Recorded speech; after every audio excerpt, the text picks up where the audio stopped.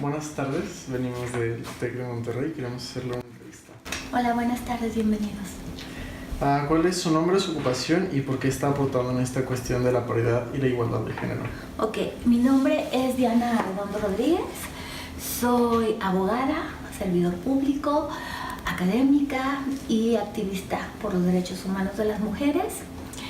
¿Y por qué estoy aportando en este tema de la igualdad sustantiva y la paridad institucional? Porque en mi propio ejercicio profesional como servidora pública y como aspirante a ocupar puestos de toma de decisiones y de representación institucional, me he encontrado con las múltiples dificultades que enfrentamos las mujeres para acceder a puestos de mayor jerarquía al interior de las instituciones. Hay dificultades sistémicas estructurales, techos de cristal, pisos pegajosos que no son evidentes, pero que ahí están y que imposibilitan que las mujeres accedamos a crecer en las instituciones. Muchas gracias. ¿Cuáles serían para ti los 3 conceptos básicos para entender la paridad? Ok, tú hablarás con distintas personas y vas a encontrar que cada una de estas personas tiene como 3 conceptos básicos o 5 conceptos básicos para entender la paridad. Desde mi punto de vista hay 3 que son fundamentales, ¿sí? Primero es la igualdad formal como tal, prevista por la Constitución en los artículos 1 y 4 constitucionales y en toda la serie y todo el andamiaje normativo de derechos humanos en materia de tratados internacionales que se integran al bloque de constitucionalidad conforme a los artículos 1 y 133. Igualdad que supone que el hombre y la mujer son iguales ante la ley. Esto se traduce en todas las personas, todos los derechos, sin ninguna discriminación. Pero eso es una igualdad formal. ¿Por qué? Porque está establecida en la ley. Y luego hay otro concepto que para mí es fundamental, igualdad sustantiva. ¿Qué supone la igualdad sustantiva?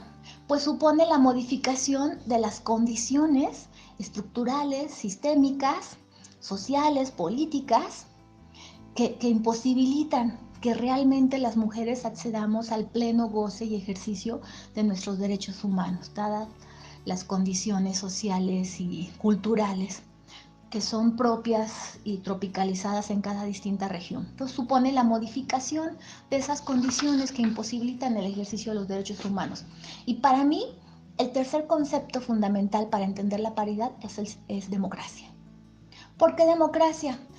Porque democracia implica una modalidad de gobierno, ¿sí?, en la que los estados, las naciones adoptan un sistema de representación, ¿sí?, en la cual todas las personas, todos los ciudadanos, hombres y mujeres, acceden y tienen la posibilidad de participar de lo público desde su espacio privado, ya sea a través de la vía directa, como los referéndums, las consultas, o de la vía indirecta, cuando las y los ciudadanos elegimos representantes populares a través de la insaculación, a través de la elección. Entonces ellos deciden por nosotros, pero el pueblo, en ejercicio de esa soberanía, le delega esa representación a quienes elegimos, ¿no? Entonces, democracia implica que las decisiones de la vida pública, las agendas políticas, se construyen para la ciudadanía, desde la ciudadanía o a través de los representantes que designa la ciudadanía. Entonces, en un sistema democrático, todas las personas debemos tener derecho a participar de esa toma de decisiones, directa o indirectamente. Entonces, no se puede entender paridad sin estas nociones elementales: igualdad formal, igualdad sustantiva y democracia.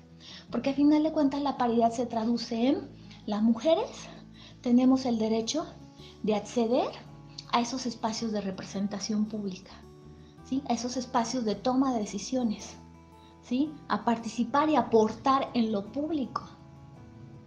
Por eso para mí es importante igualdad formal, igualdad sustantiva y democracia. Okay, muchas gracias. La siguiente pregunta sería, ¿la paridad es un derecho constitucional, una acción afirmativa o una cuota? Ok, la paridad es un derecho humano fundamental y por ende constitucional. ¿Por qué la paridad es un derecho humano fundamental constitucional? Porque está previsto en la Constitución, porque está previsto en la normativa internacional, en todo el conjunto de tratados internacionales que establecen los derechos humanos de las mujeres. Entre ellos se encuentra la participación política, ¿sí? El derecho a formar parte activa de la toma de decisiones, ¿sí? El derecho a aportar en lo público, el derecho a ocupar puestos de liderazgo y de representación institucional en sus respectivos países, ¿sí? Entonces, al ser todos estos tratados, como el Pacto de Derechos Civiles, Económicos y Políticos, el Pacto de Derechos Económicos, Sociales y Culturales, el Consenso de Quito, que es el eje rector de la paridad, Convención CEDAW, ¿sí? Que establece todas las formas para eliminar la discriminación en contra de la mujer, Convención Belén do Pará, que tipifica todos los distintos tipos de violencia que sufrimos las mujeres, entre los que se contempla también la violencia política cuando se impide a las mujeres aportar en lo público, ¿sí? Entonces, la paridad es ese derecho humano fundamental que tenemos las mujeres en el texto de la Constitución Federal y en los tratados internacionales que forman parte del bloque de constitucionalidad, de aportar en lo público. Y bueno, me preguntaba si es una acción afirmativa o una cuota. Para el logro de la paridad, el Consenso de Quito, Convención CEDAW y Belén do Pará han establecido que se debe hacer uso de ciertos mecanismos para equilibrar la balanza de las desigualdades sistémicas y estructurales que históricamente han existido entre hombres y mujeres. Y parte de esas medidas son las acciones afirmativas. Las acciones afirmativas son medidas especiales, emergentes, de carácter provisional, que duran un cierto tiempo acotado para subsanar esas desigualdades. Entonces, las acciones afirmativas son una herramienta que se utiliza para hacer efectiva la igualdad sustantiva, ¿sí? Para materializar la paridad institucional. Y las cuotas en su momento fueron una acción afirmativa, ¿sí? Una medida temporal que se implementó para equilibrar la balanza, ¿sí? Pero de las cuotas que implicaban en un momento un 30% de espacios para las mujeres en los puestos de elección popular y en las planillas de candidaturas, y luego pasamos a un 40%, o llegamos en Jalisco, a partir de la reforma constitucional al artículo 73, a la igualdad. Esto es que las planillas de candidaturas deben estar integradas mitad hombres y mitad mujeres. Entonces, pues van de la mano, ¿no? Cuotas fueron una acción afirmativa inicial y luego las acciones afirmativas como tal, y ambas sirven ¿para qué? Para equilibrar la balanza y lograr la igualdad sustantiva y por ende el pleno goce de la paridad institucional. Okay, muchas gracias. ¿Por qué es importante la paridad y cómo se relaciona con el acceso de las mujeres a sus derechos humanos en condiciones de igualdad? ¿Por qué es importante la paridad? La paridad es importante porque es un derecho humano fundamental, porque las mujeres tenemos el derecho y la obligación de aportar en lo público, ¿sí? Y porque es importante, a final de cuentas, la trascendencia o la importancia de la paridad redunda en que las mujeres, ¿sí?, tenemos mucho que aportar a la vida pública de nuestros estados, de nuestra comunidad, de nuestros países. Las mujeres también tenemos áreas de expertise, áreas de experiencia profesional en las que podemos incidir decididamente en la transformación, no nada más en un cambio de imaginario colectivo y de cómo nos perciben hombres y mujeres en la colectividad, sino que en sí podemos aportar para generar mejores políticas públicas, mejores diseños y asignaciones presupuestales, nuevos planes y programas en todos los niveles educativos, de salud, de economía. ¿Me explicó? Hay muchas mujeres valiosas, ¿sí?, que no nada más merecen, sino que tienen el deber de aportar a generar mejores condiciones de vida para todos y para todas. ¿Cuál está siendo y será el impacto de la paridad en el sistema político y social de nuestro país? El impacto de la paridad en el sistema económico, político y social de nuestro país será posibilitar la llegada de mujeres que vengan a incidir y a transformar la vida pública, las políticas y los programas y los presupuestos de gobierno en nuestra comunidad, en nuestro estado y en nuestro país, ¿sí? Permitirá que las mujeres no nada más logren materializar ese derecho humano fundamental de participar, sino al que están obligadas como tal. ¿Sí? Todas las personas estamos obligadas a construir y aportar en la vida pública de nuestro estado. Entonces, a final de cuentas, la paridad tendrá un impacto muy significativo cuando se permita que mujeres preparadas, capacitadas, cualificadas, idóneas ocupen cargos públicos y además incidan en la transformación y en la renovación de las instituciones, que lleguen mujeres disruptivas, mujeres comprometidas, mujeres con experiencia, ¿sí? Y con ganas de transformar decididamente las instituciones. Ese día generaremos un cambio social, político, económico muy significativo y además permitirá que más y más mujeres aspiren a ocupar esos espacios públicos. ¿Por qué? Porque las mujeres tendrán, niñas y adolescentes, modelos aspiracionales de mujeres, ¿sí? Se dará un vuelco a la forma en que nos percibimos nosotras mismas como mujeres y la forma en que nos perciben incluso los hombres. Y a final de cuentas generará nuevas y mejores formas de interrelación personal e institucional cuando se opere un cambio en el imaginario colectivo de cómo nos perciben hombres y mujeres a las mujeres en espacios públicos. Muchas gracias. La siguiente es, ¿qué problemáticas suelen enfrentar las mujeres en los partidos para acceder a sus derechos político-electorales? Ay, esa es una muy buena pregunta, porque déjame que te diga que las mujeres al interior de los institutos políticos enfrentan las mismas problemáticas que enfrentamos las mujeres en todos los espacios y ámbitos institucionales. Llámese profesionales, llámese universitarios, académicos, en el Poder Judicial, en la función pública, en las cámaras de comercio, o sea, en todos los espacios públicos. Las mujeres vivimos una violencia sistémica estructural, desde la cual se relega a las mujeres a puestos de base, ¿sí? Sin posibilidades de acceder a puestos de liderazgo, a puestos ejecutivos y de dirección que posibiliten su crecimiento profesional y catapultarlas a espacios importantes de representación institucional. Entonces, las mujeres se enfrentan a esa problemática desde la propia estructura del sistema patriarcal, ¿sí? Y desde la percepción que se tiene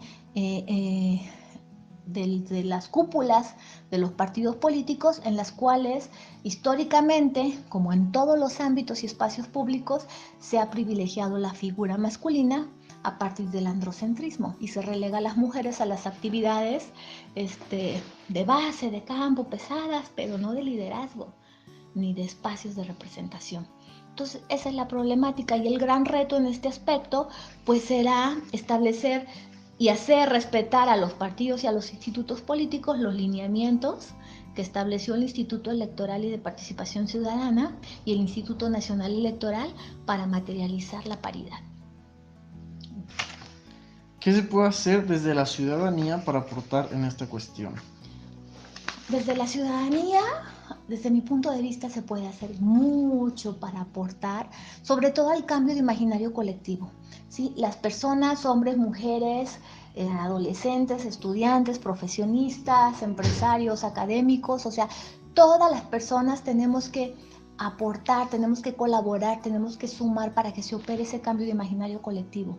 Tenemos que aprender a respetarnos, ¿sí? Tenemos que entender que hombres y mujeres tenemos los mismos derechos.